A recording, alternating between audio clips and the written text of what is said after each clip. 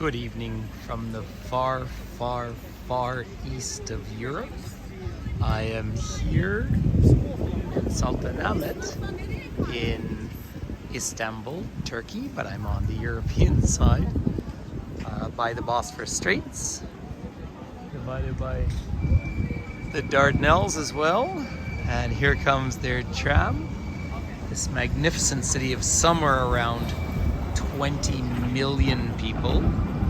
Now, it has been a number of years since I was last here, and I think it's fair to point out that it is much cleaner than it used to be. The air is a lot cleaner. We're in late November. There's part of the old walls, of course, archaeological sites everywhere. But this massive city is as friendly as one would expect. There is that cultural element which comes into play in this sort of culture where it's hard to walk past something when you look like a foreigner because everyone tries to sell you something. It's a mercantile environment. But the Hagia Sophia, which is built, of course, as a great Byzantium church, and it has recently, and I mean really recently in the last year, been converted to a mosque. In 1453, the Seljuk Turks took Byzantium and converted it to Istanbul. You may all know this song. And it became a mosque at that point, but of course the whole Sultanate of the Ottoman Empire collapsed at the end of World War I when Ataturk, I guess, westernized, if there's a fair term. I'm not sure that's the fairest term, but brought Turkey into the Western world, certainly. And I'll prove that point because by switching from Arabic to the Latin alphabet. But this is, of course, a country of 80 plus million people, a city of 20 plus million. It's a remarkable place. It's a meeting of cultures, a meeting of societies. And I really cannot exaggerate that too much. Now, there are some police controls around here, but not because one feels unsafe in the least. I expect, I'm not sure, I doubt it's COVID, but I expect it has to do with, well, the political situation down in Syria. But the Hagia Sophia was obviously built as a church, and so much so when it was converted to a mosque, they had to convert the main, what was an altar, to put it all off angle. So, of course, it was built for the rising sun instead of a Christ concept. And it was then converted slightly over by about 7 or 8 degrees to face to Mecca, of course, by Muslim standards. There's old buses from the city here. But it is, I guess I run quickly out of superlatives when I talk about this city. It is busy, but it's not so busy as to be uncomfortable. It's extremely friendly. But I have used the word mercantile, and I'll repeat it because everyone is selling something all the time, and I would expect it goes back to Byzantium times as well. So let me step back in time. The Hittite Empire, which is where one would see the origins of really the Western languages. It comes out of Sanskrit, and it becomes the source of what are the Indo-European languages, is probably reflected in some extent through the Kurdish language, which is located in the east of this country. And so that's really rather unique. There, by the way, in the distance, but under renovations and closed at the moment, is the Blue Mosque. Now, I'm just going to see if they will let me through the security check here, because I'd love to share that. They're not letting the scooter through. It's, there we are, wandering through no problem. So that's the Hittite language. Byzantium, of course, was where Emperor Constantine moved the head of the Roman Empire further east, and that leads then to the Great Schism, Christianity becoming the official religion of Rome. And then in the 500s, when the main sport here seemed to be chariot racing, there was the Nikah Riots. If you've never heard of them, Google them, because the hippodrome where all those races happened were just up to my right, the distance up there. There's some echo left of that space there. Well, when the riots happened, people rose up against Justinian, the emperor at the time. He, under apparently his wife's guidance, fought back, and they actually killed 30,000 people in one day. So in the history of this city, which is one of the most important cities historically in the Western world, that was indeed the most violent period in its history. One could dissect the history here, not for minutes or hours, but days and weeks. However, by the arrival of the Seljuk Turks, who had arrived earlier in the period, but surrounded the city, and the empire hung on for a period of time.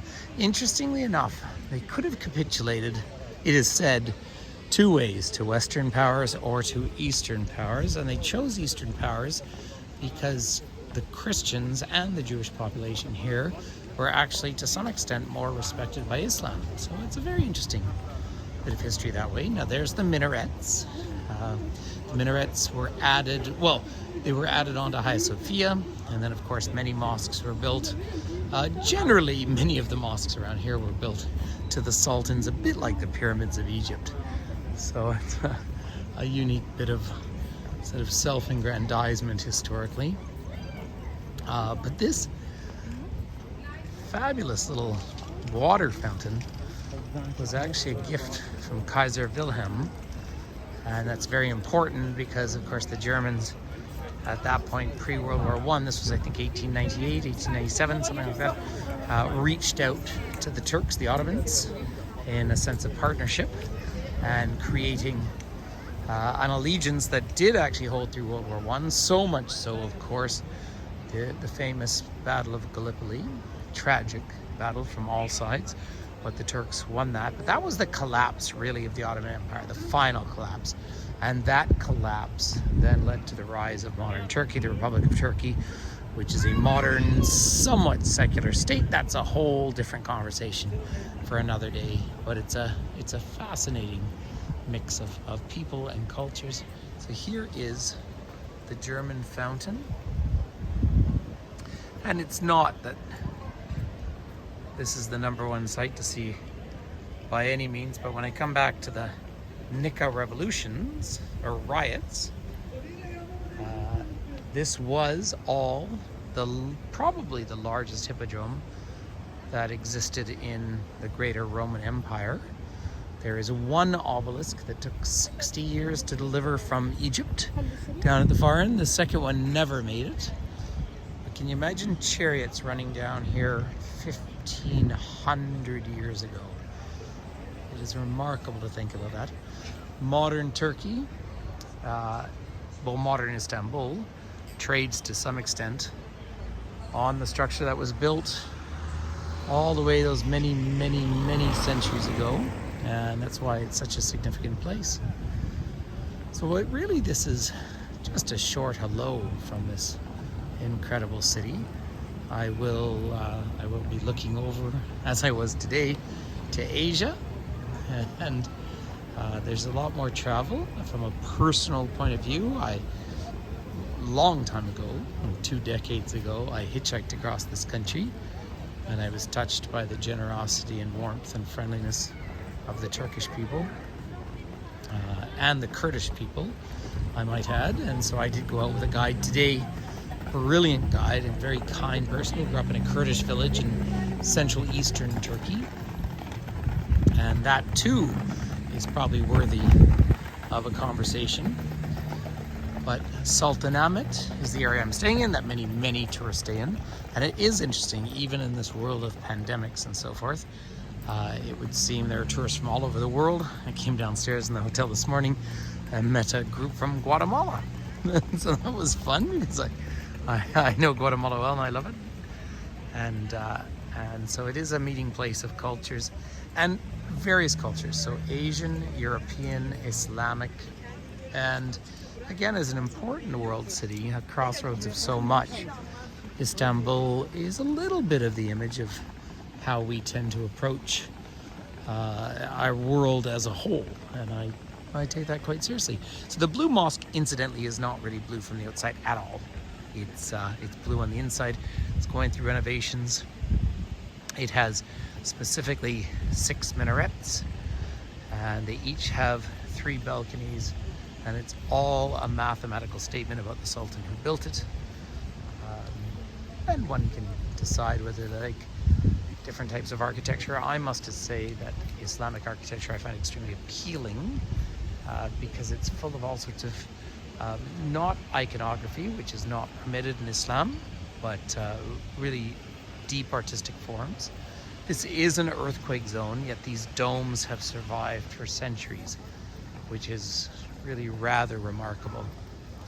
So on that fun note and happy note, this is just a quick hello from magnificent Istanbul. Thank you for connecting. Thank you for traveling with me. And please feel free to subscribe. That really is good news for the channel. So I'm told. So, hey, thank you. So there we are. Thank you very much. Teşekkür ederim. Just thank you here in this fine city.